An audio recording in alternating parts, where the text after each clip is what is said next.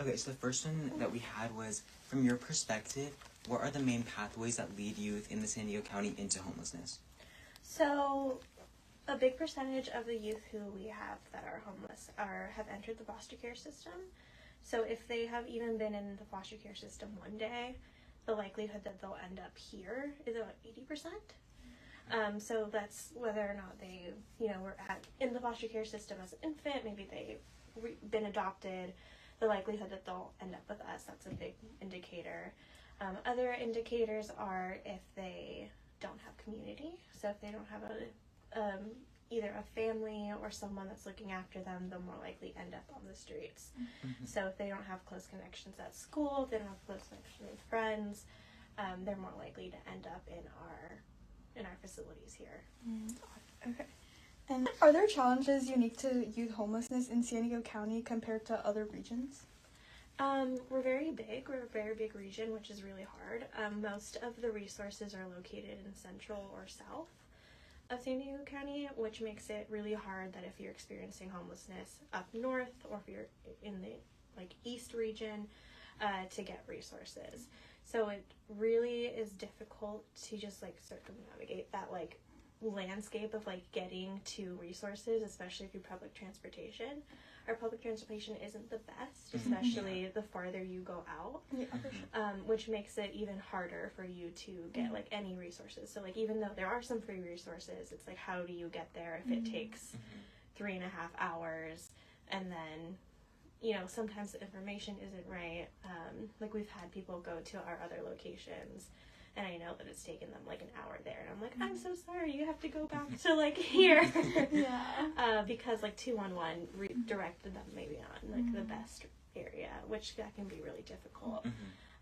So I would say that is a very unique issue of just having all of our resources compiled to one area, but that isn't the area that necessarily has the highest area homeless population. Okay. How do high housing costs in San Diego County contribute to youth homelessness, even in wealthier communities? We live farther north in Forest Ranch, Delshire, those are more wealthier communities. So yeah, how can high housing costs still contribute to that? So high housing costs can contribute to it definitely because it's a family issue, not just the youth itself. We get a lot of youth who are come into our facilities because we can house them, but their whole family's experiencing homelessness. And then even with regions that are up north, so we have, we've had youth come all the way from Carlsbad, we've had youth all the way from Oceanside, because their home life isn't necessarily safe. And one of the things that is very unique is that so for kids to meet the homelessness requirement, they fall in a very weird category. So for CWS to get involved, they sometimes won't take a kiddo out of the situation because it's doesn't meet the requirements. I don't like saying that it's not bad enough, because abuse and neglect are something that we don't want any kid to face. But then they don't have a home because the home that they're not isn't accepting because of how they identify. And that can definitely contribute to it, because if you are trying to, move in with someone that you don't know, housing houses, the cost of housing is so high, there isn't any resources. So those areas really get blocked out, and then all there is just this really wealthy region of real estate that won't get used for anything else. Again, and then they have to figure out where community resources are, which can be an issue. And then why might youth experiencing homelessness in affluent areas be less likely to ask for help due to stigma, fear, or the assumption that help isn't needed here? A lot of homelessness can look like couch surfing, so that doesn't necessarily mean they're sleeping on the streets, but they don't have a permanent address. So they're sleeping in their car, they're sleeping in their friend's place, they're at their aunt's house for a night, they are, going to the Walmart parking lot, or just sleeping there and circumnavigating that whole area. So we do have a lot of homeless youth. especially in affluent areas, it's just harder to pick up on because you can't see it. It's just not like someone sitting on the sidewalk right in front of like a Vons, right? And we predict that our numbers are a lot higher for homeless youth, which is that it's really hard to calculate that number because of how hidden it can look. We've had youth come down from like those areas that is just, it's difficult to, they're like, oh, I didn't even know I was homeless, but when we talk to them, they're just like, oh, but I sleep in my car, which means I'm not homeless. I'm like, no, that qualifies as homelessness. So like even that knowledge of like our youth not understanding that they are homeless, that they do qualify for those services because they think that like only homelessness looks like this one thing of like I'm sleeping on the floor with like a blanket or I'm like in an encampment. Yeah. Okay. What is one unmet need for homeless youth that often goes unnoticed by the public? I would say a big issue is like learning how to build community. I don't know if that necessarily fits that perfectly. Oh, that's good. But usually we get like a lot of things that we need for our youth, especially when they're coming in, is like when we have their apartment, it's empty.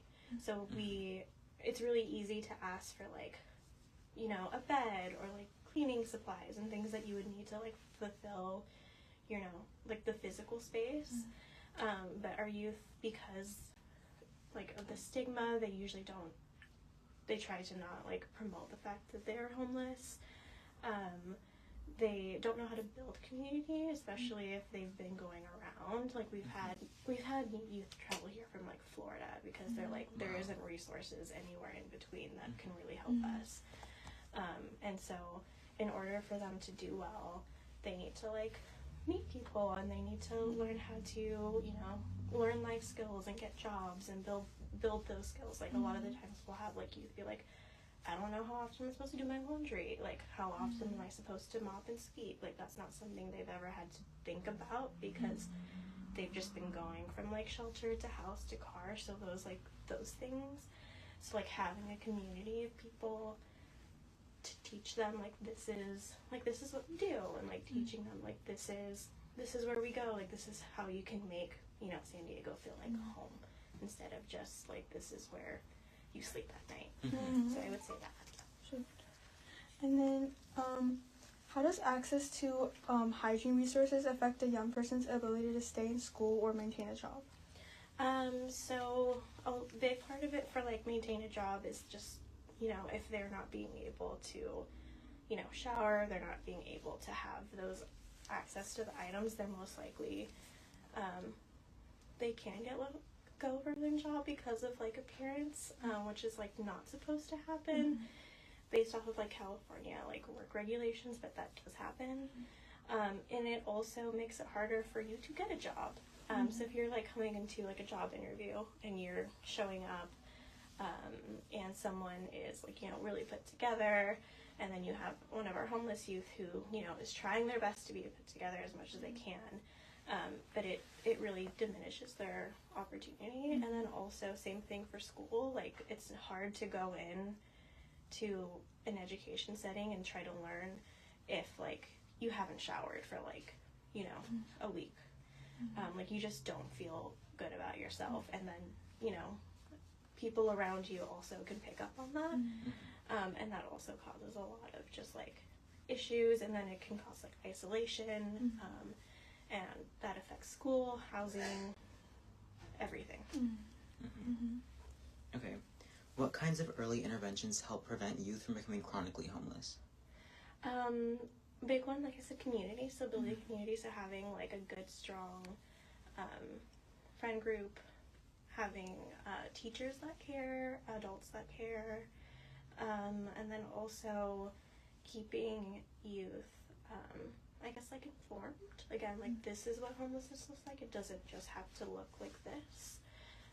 So like there are resources that you can get to before you have to like start sleeping in your car, right? So like just that awareness of like these are things that exist that you can help you, so that way you don't have to end up in, you know, at like the very dire place that we want you to be beforehand. So I would definitely say that. And then also,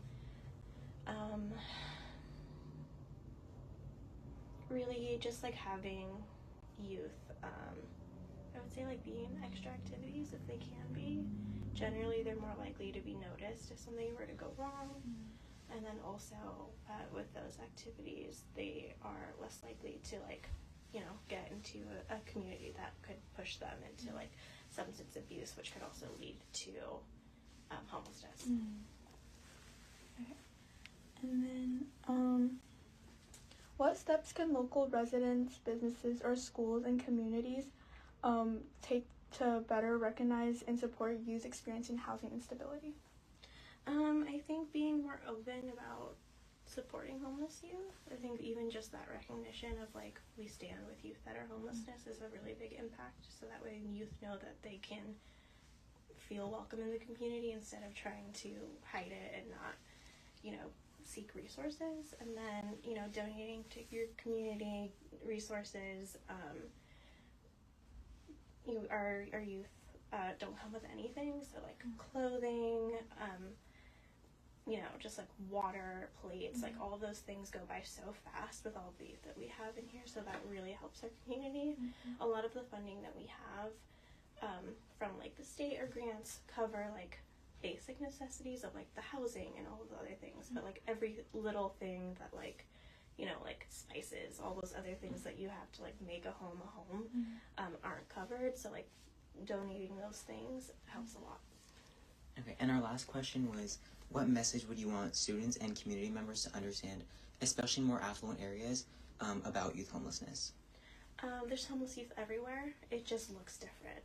So it's not the way that you see it just like portrayed on like TV or media. Like we have, you know, there's the likelihood that you're in a classroom that you have foster youth that are sleeping in a car or, you know, staying with like their best friend on their couch, like is a very high probability. It just looks very different.